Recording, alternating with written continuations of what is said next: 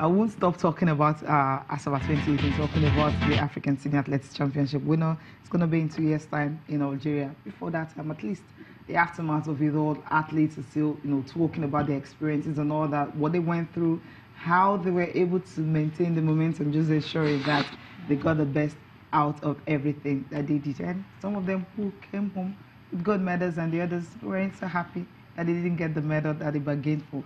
But take a look at the 4x100 meters women. I mean, how they were able to pull this off, knowing that the South Africans were there, the Ivorians were there, I don't know, the Cameroonians and all that, but then somehow the Kenyans and all were able to just manage it against the big one, talking about Talu, who when she's going to, for her to have run, anchor the last leg, you'll be thinking she was going to get something. But just look at how Rosemary Chukwumachi was able to get this done, and Talu just didn't get the answer for her in this one. Yeah, I mean, it was a good moment for Team Nigeria, and one of the moments that will live long in our memories. We did enjoy this. At some point we watched with bated breaths. Looking, having Talu running behind you, even if you're not the one running the race, just watching on TV. You're like, oh, I just hope she doesn't catch up. And you talk about the Ivorians, the South Africans, and the emerging force in African athletics, that Kenyans as well. But it's good.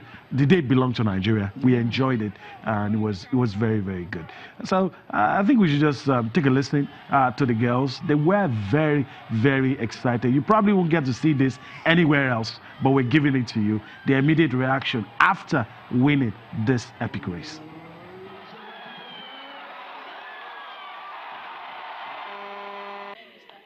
Well, I just needed to bless them the beating well and on time so that we'll be able to gain more ground, and that's what I did. It was great. I mean, it's something I've been doing for a while. You just have to trust yourself, trust who's coming to give you the baton, and trust that the person you're going to give is ready to receive it. And usually when I get the baton, it's a different thing for me when it comes to relay. I just turn over as much as I can, make sure I cover enough ground, hoping that we can get to the finish line before, and that's what I do. Feels so good, there's so many young athletes here, and the goal was just to get her a medal. We all have individual medals, and exactly what I did on the cover was just to run as hard as I could, because I know Tyler was there, so I was like, go, go, go.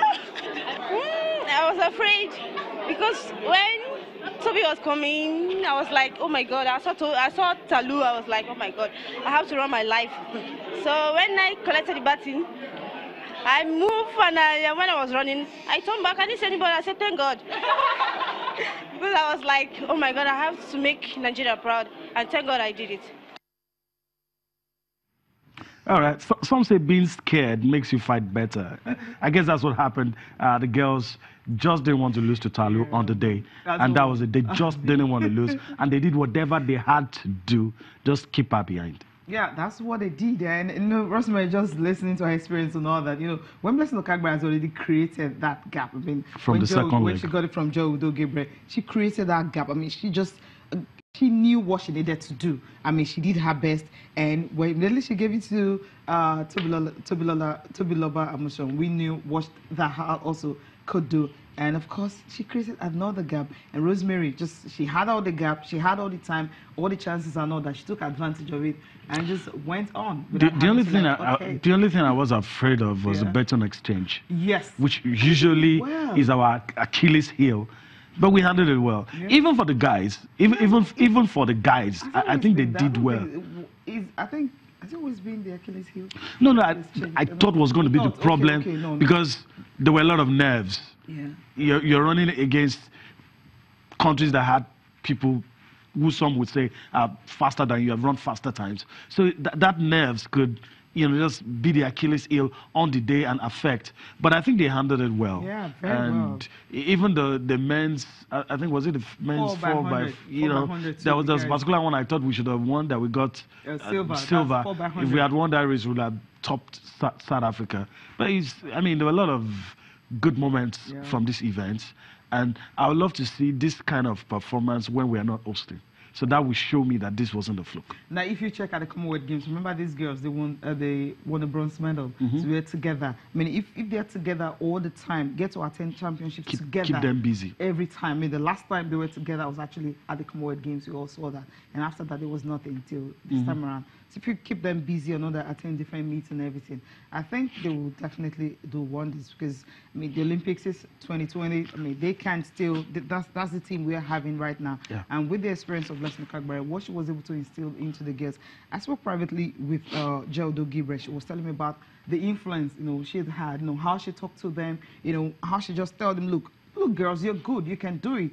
I mean, just having that kind of a figure, among them, I think it's something that's really going so well for the girls. I wish, as you said, I hope the guys can also have that too. Yeah.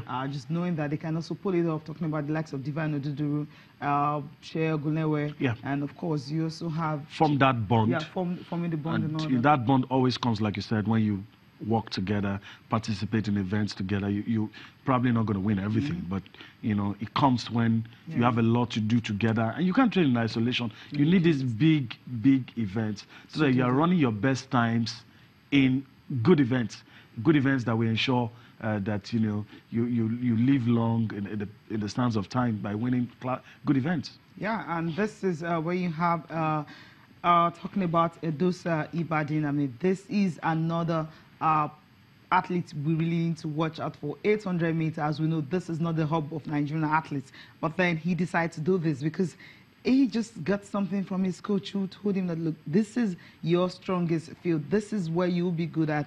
And of course, being able to run with the guys who kind of feature in the Diamond League like every time. Regularly.